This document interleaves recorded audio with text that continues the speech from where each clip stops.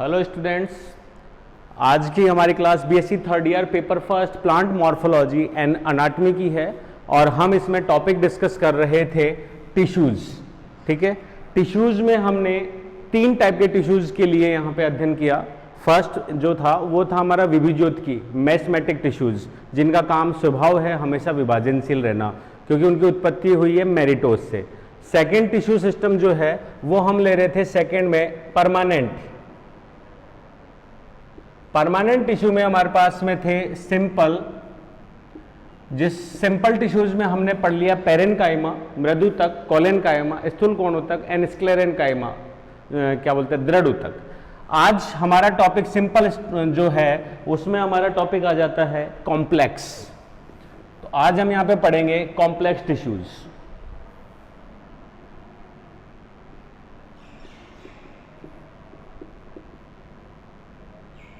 Complex tissues, नाम से ही पता लग रहा है कॉम्प्लेक्स का मतलब हो गया जटिल, कॉम्प्लेक्स का मतलब हो गया जटिल और टिश्यूज का मतलब हो गया उतिक। तो यहां पे जटिल उतक हम इसलिए कह सकते हैं कि इस प्रकार की कोशिकाओं के जो समूह हैं जो कि उतक बना रहे हैं वो आकार में और उत्पत्ति में असमान है, और ये सभी प्रकार के असमान कोशिकाएं या जो टिश्यूज हैं ये संयुक्त होकर एक विशेष कार्य को संपादित करने का कार्य करते हैं, इसलिए हम इसे कॉम्प्लेक्स टिश्यूज में इंक्लूड कर रहे हैं। और इस प्रकार के जो विषम उतक हैं, विषम उतकों की अगर अपन बात करें तो हमारे पास यहाँ पे दो कॉम्प्लेक्स टिश्यूज आ जाते हैं। फर्स्ट इज जाइलम और सेकंड जो आता है वो है फ्लोएम। और बाय एक्सपेरिमेंटल बेसिस जाइलम को हम कह सकते हैं यहां पे दारू और फ्लोएम को हम बोलते हैं पोषवाह। यहां पे दारू शब्द इसका दिया गया हार्ड टफ लंबी पाइपलाइन टाइप स्ट्रक्चर्स जो कि जल को क्या करते हैं पादप के वायव्य भागों में पहुंचाने का कार्य करते हैं। पोषवाह की अगर हम बात करें तो पत्तियों या एरियल भाग द्वारा निर्मित भोजन और अन्य जो जटिल कार्बनिक पदार्थ हैं उन्हें पादप के अन्य भागों में पहुंचाने का कार्य करते हैं। तो यहां पे आज का हमारा टॉपिक है जाइलम दारू। जाइलम की अगर हम बात करें तो फर्स्ट निगेली, लगभग 1858 में इन्होंने जाइलम शब्द दिया और उसके कार्यों के बारे में समझाया। और जाइलम जो है वो जाइलोज शब्द से मिलके बना है जिसका अर्थ होता है कास्ट वुड।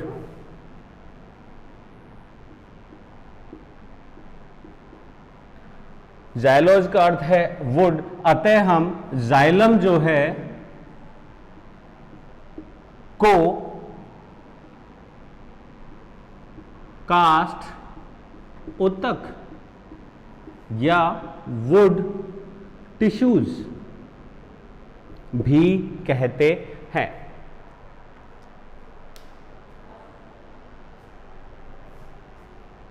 ठीक है, अगर अपन इनकी उत्पत्ति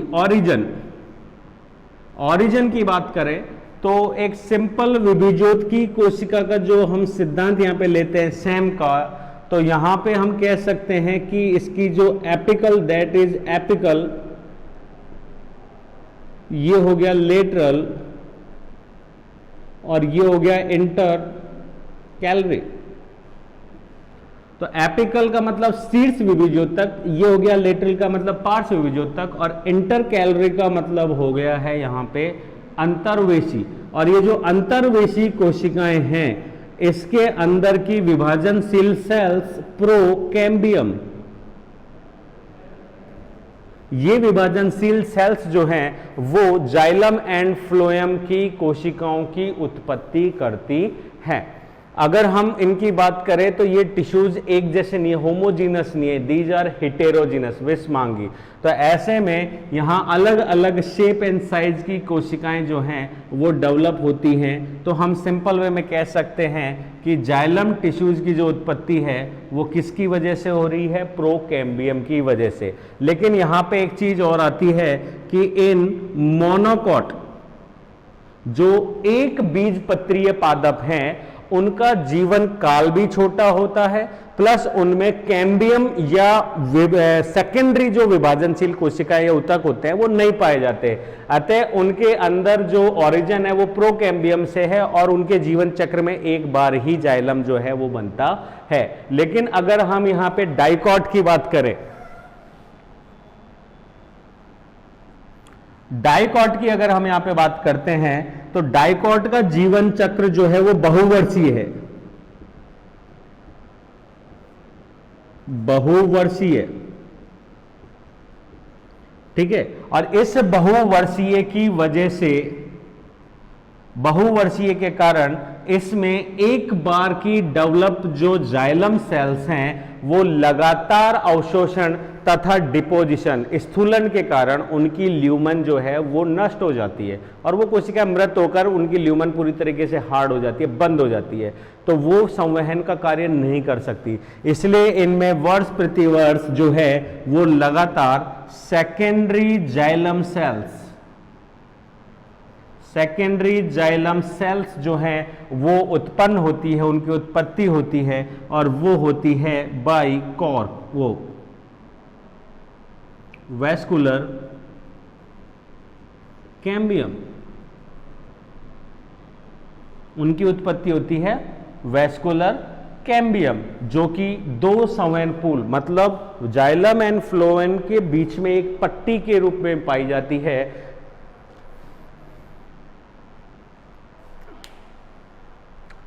जाइलम्स की इसी उत्पत्ति के आधार पर जो सेल्स हैं जाइलम की वैस्कुलर टिश्यूज में वो दो प्रकार की होती हैं। फर्स्ट इज प्रोटोजाइलम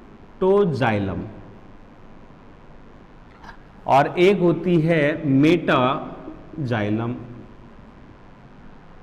अर्थात जिनकी उत्पत्ति प्रारंभ में किससे, प्रोकैम्बियम से, इनकी उत्पत्ति बाद में सेकेंडरी ग्रोथ के द्वारा, और उत्पत्ति किसके द्वारा होती है, वैस्कुलर कैम्बियम, वैस्कुलर कैम्बियम के द्वारा इनकी क्या होती है, उत्पत्ति होती है। क्यों, प्रो का मतलब हो गया आदि,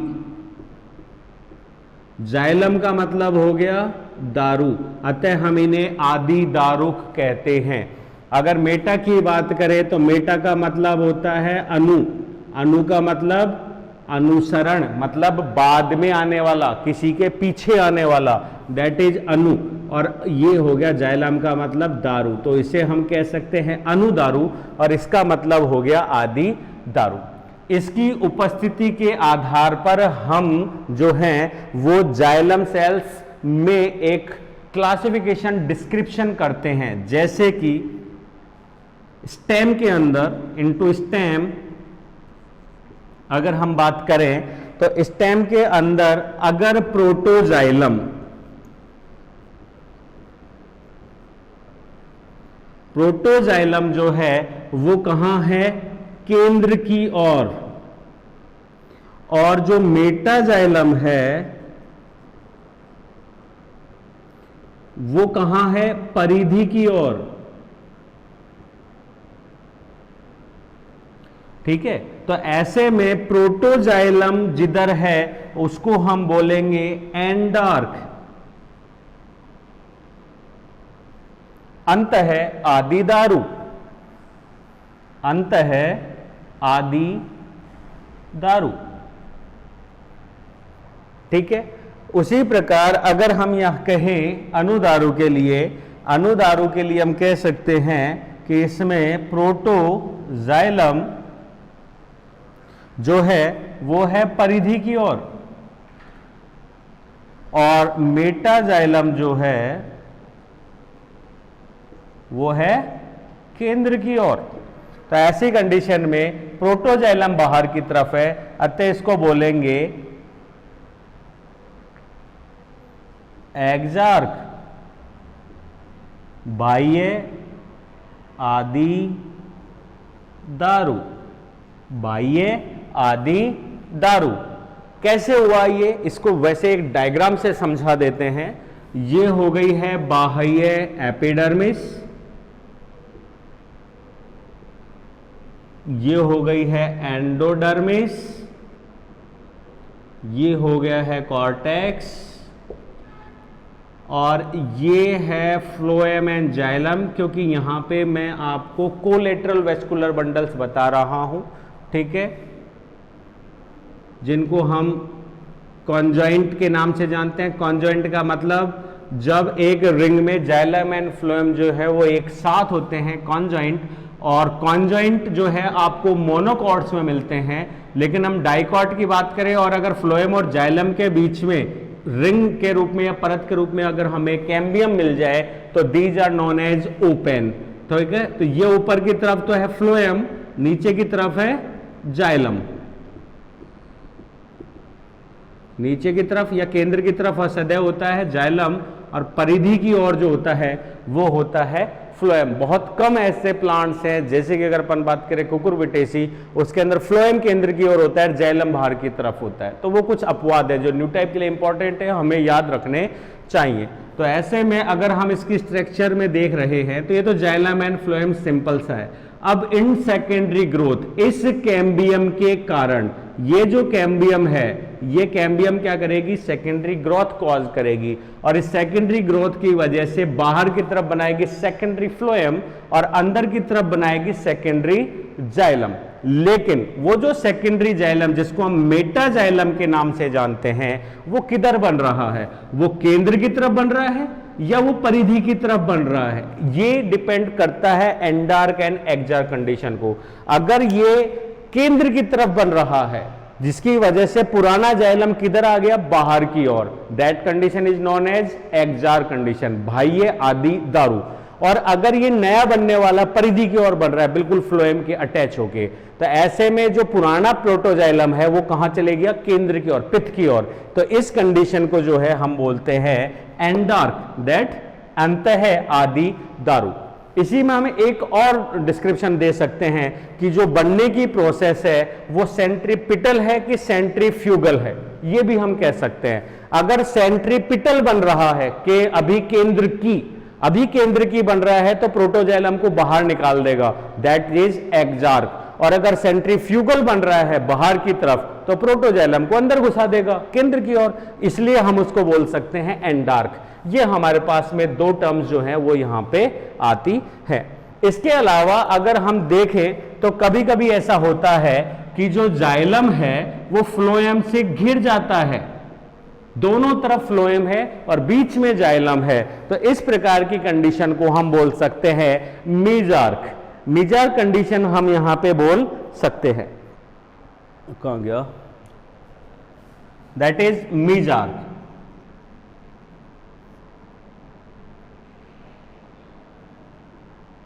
मध्य आदि दारू, इसको हम बोलते हैं मीजार्क, मध्य आदि दारू। तो यहां पे जो न्यू टाइप के लिए हमारा इंपॉर्टेंट है वो ये है कि अधिकतर या अधिकांशतः जो डाइकॉट प्लांट्स है, मोनोकॉट प्लांट्स है, उनकी जो स्टेम है उसके अंदर एंडार्क कंडीशन ही पाई जाती है, जबकि उन डाइकॉट्स की जो रूट्स हैं उनमें एक्जार्क कंडीशन पाई जाती है जाइलम की, that is the main distribution. Dicot system में एंडार्क कंडीशन, जबकि उसकी रूट में एक्जार्क कंडीशन जो है वो पाई जाती है। मेजर कंडीशन के अगर अपन एग्जांपल दे तो इसका एग्जांपल हम कुछ फैमिलीज या फर्न दे सकते हैं। फर्न के अंदर इस प्रकार का जो है सिस्टम पाया जाता है। अब टॉपिक में हम पढ़ते हैं जाइलम के टाइप्स, कि जाइलम जो एक कंपाउंड टिश्यू है, इस जाइलम में कितने प्रकार की सेल्स टाइप या कितने प्रकार के टिश्यूज जो हैं वो मिलकर इसे एक कॉम्प्लेक्स टिश्यूज बनाते हैं।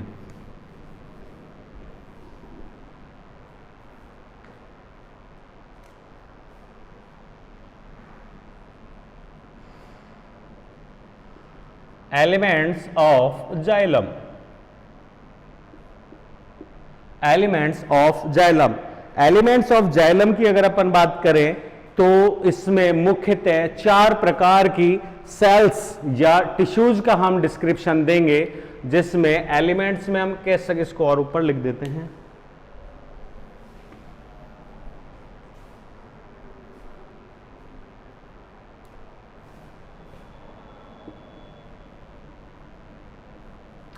यही रहने देते हैं। एलिमेंट ऑफ जाइलम्स की अगर हम बात करें तो फर्स्ट एलिमेंट ऑफ जाइलम में हम दे सकते हैं यहां पे ट्रेकियरी एलिमेंट्स।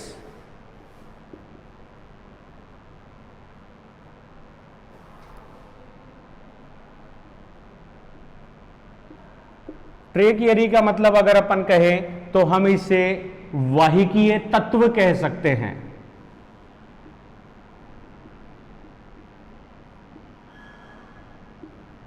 वाहिकीय तत्व कह सकते हैं, ठीक है। दूसरा यहां पे अगर अपन इसको एलिमेंट्स की अगर अपन बात करें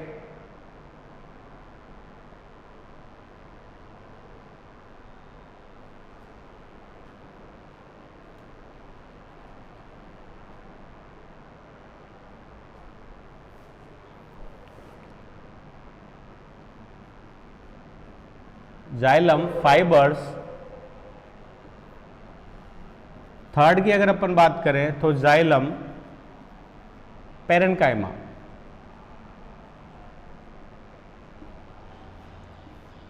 फर्स्ट हम यहां पे डिस्कस करते हैं ट्रेकियरी एलिमेंट्स को।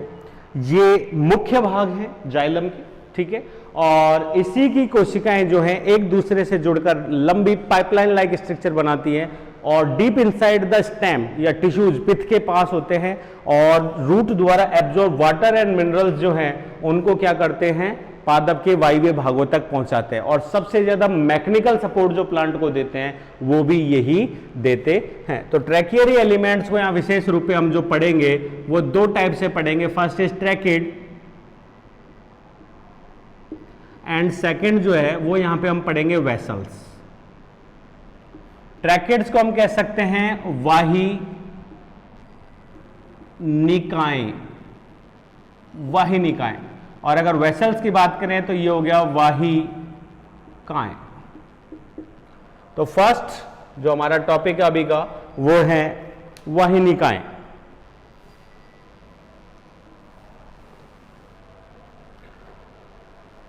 वाहिनिकाएं जो है वो मेनली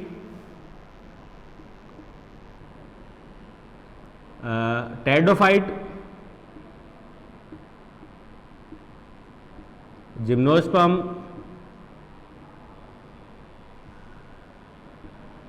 एंड एंजियोस्पर्म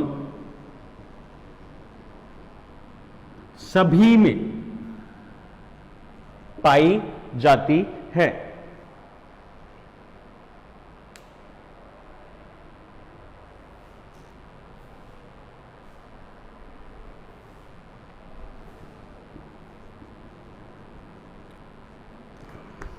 आकार में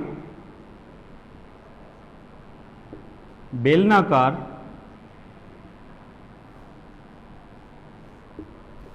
अथवा नलिकाकार,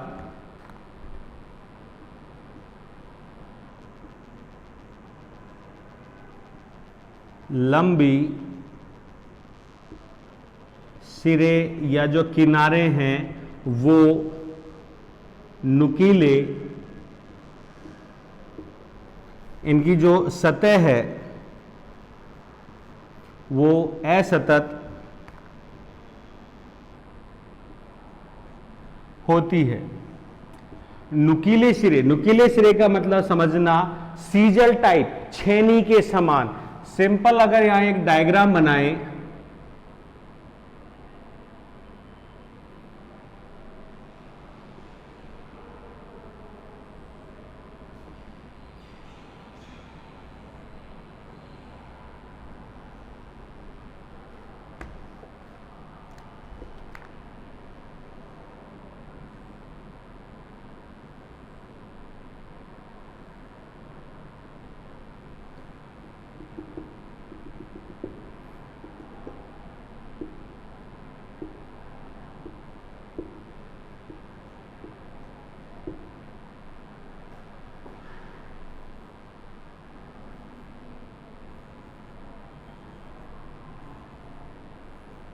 एक सिंपल स्ट्रक्चर की हम बात करें, मैं एक ये डिपोजिशंस और बता दूं।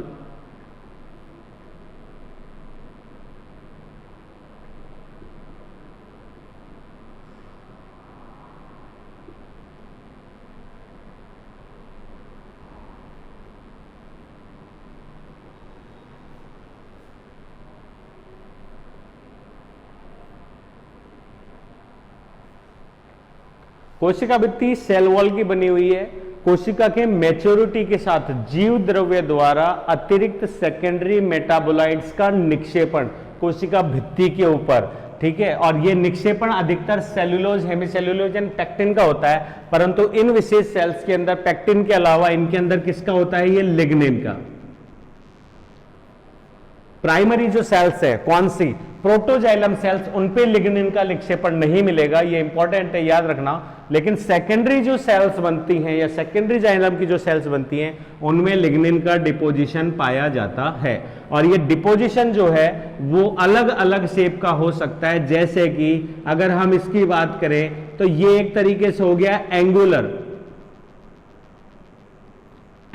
एंगुलर ANGULAR, इसे आप बोल सकते हो वलयाकार, ठीक है। ये हो गया स्पाइरल, सर्पिलाकार,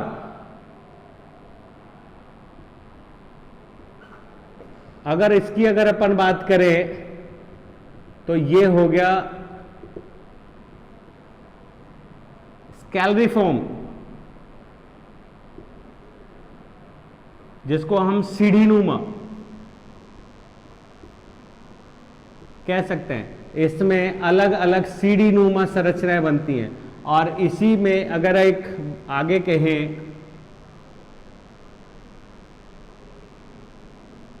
दैट इज जालिकावत, रेटिकुलेट, बहुत ज्यादा इसमें होता है, बहुत कम जगह बचती है। संपूर्ण संरचना जो है वो किससे हो जाती है, डिपॉजिट हो जाती है, परंतु ये डिपॉजिट कंटिन्यू नहीं होता। दैट इज रेटिकुलेट, जालिकावत,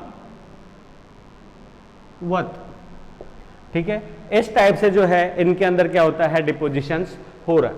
इसके अलावा और जो हमको मिलते हैं वो जगह जहां पे क्या बोलते हैं नहीं हो पा रहा, वो जगह जहां पे नहीं हो पा रहा डिपोजिशन, वो जगह छूट जाती है और वो हल्के से छिद्रों के रूप में दिखाई देती हैं। इन्हें बोलते हैं गर्त, पिट, सिंपल पिट, और एक होता है बॉर्डर्ड पिट। बॉर्डर्ड पिट को इस रूप में दिखाया जाता है और सिंपल पिट को सिंपल डॉट से।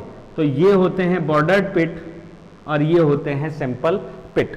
तो इस तरीके से अगर मैं आपसे कहूं तो वेसल्स की तुलना में ट्रैकिड्स जो है उसकी लंबाई ज्यादा होती है, उसका व्यास कम होता है और उसके जो वो है सिरे वो बिल्कुल छेने के समान बहुत ही नुकीले और तीक्ष्ण होते हैं। इसको विद एग्जांपल में मैं अगर कहूं तो पादप को काटते टाइम बाहर उसके कॉर्टेक्स एंड फ्लोएम पार्ट तक बिल्कुल सॉफ्ट टिश्यूज होते हैं, आसानी से कट जाते हैं, लेकिन उसके अंदर की तरफ जो ब्राउन वुड होती है, हार्ड वुड जिसे हम कहते हैं, वो बनी हुई है ट्रैकिड एंड वेसल्स से। उसमें हमें एनुलर रिंग्स भी क्लियरली दिखाई देते हैं। और जब कई बार आंधी में, तूफान में पेड़ गिरता है, टूटता है, या नॉर्मल हम किसी वुडी लकड़ी को तोड़ते हैं तो उसके तोड़ने पे कभी भी राउंड शेप में नहीं टूटती है, उसके हमेशा एजेस कैसे होते हैं, नुकीले।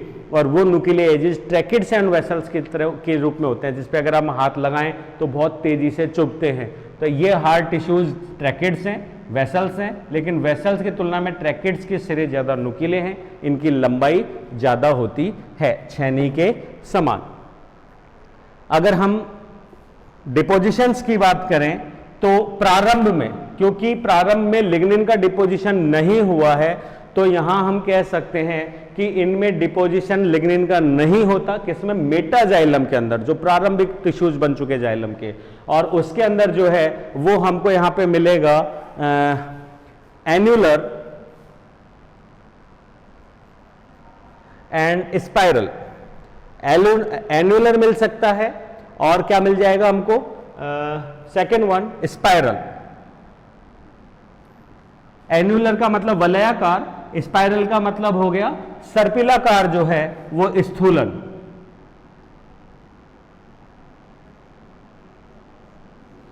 होता है। वहीं अगर अपन दैट इज प्रोटोजाइलम, अगर हम मेटाजाइलम की बात करें तो ये सेकेंडरी ग्रोथ की वजह से बनी है, लिग्निन का डिपोजिशन हो रहा है, तो इसके अंदर जो वो डिपोजिशन होगा वो आपको मिलेगा स्केलरिफॉर्म एंड रेटिकुलेट टाइप, ज्यादा मात्रा में होगा, ज्यादा जटिलता के साथ।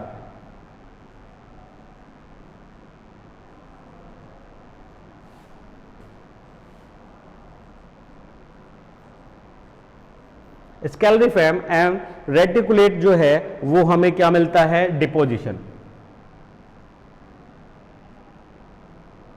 स्थूलन, ठीक है। इसके अलावा अगर हम कहें तो जो प्राइमरी सेल्स हैं उनके अंदर छिद्रित नहीं होती, नॉन परफोरेटेड, नॉन परफोरेटेड, अछिद्रित, ठीक है। लेकिन जो सेकेंडरी मेटाजाइलम सेल्स हैं उनके अंदर परफोरेशन पाया जाता है। दो जो जॉइंट्स हैं या दो सेल्स हैं ट्रैकिड्स की जहां मिलती हैं उनके बीच में परफोरेशन मिलता है, जिसकी वजह से ये मॉलिक्यूल्स का या लिक्विड्स का आदान प्रदान करते हैं। पिड्स की अगर अपन बात करें तो पिड्स प्रोटो में नहीं है, लेकिन मेटाजाइलम के अंदर जो है वो अधिक स्थूलन के कारण सिंपल एंड बॉर्डर्ड दोनों प्रकार के गर्त जो हैं वो इसके अंदर ट्रैकिड्स के अंदर जो हैं वो पाए जाते हैं। Next point, vessels.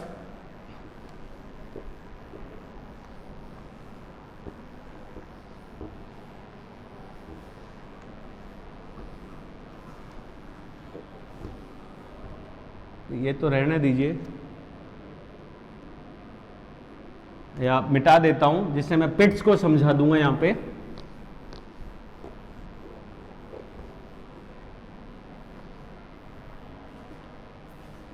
हमारा इसमें सेकंड पॉइंट आ जाता है वेसल्स। वेसल्स की अगर अपन बात करें तो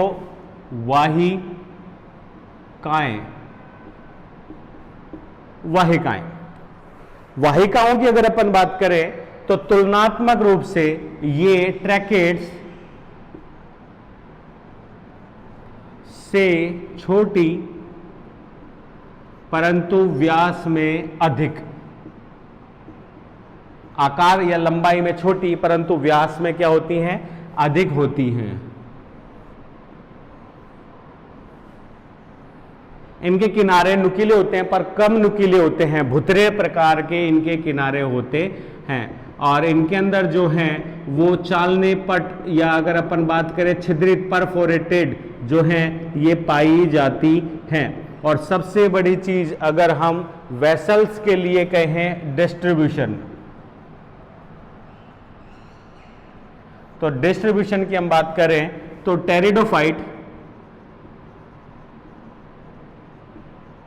जिम्नोस्पर्म,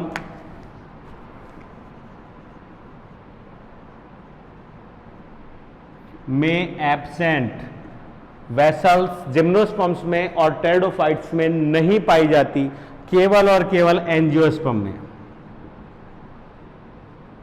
में उपस्थित होती हैं, ठीक है। अब कुछ अपवादों की अगर हम बात करें एंजियोस्पर्म के अंदर भी, तो एंजियोस्पर्म में जो डाइकॉट्स हैं, ठीक है, और कुछ मोनोकॉट्स। तो डाइकॉट्स की अगर अपन बात करें तो जैसे कि विंट्रेसी, ठीक है। इसके अलावा हम बात कर सकते हैं विंट्रेसी के अलावा ट्रोकोडेंड्रेसी,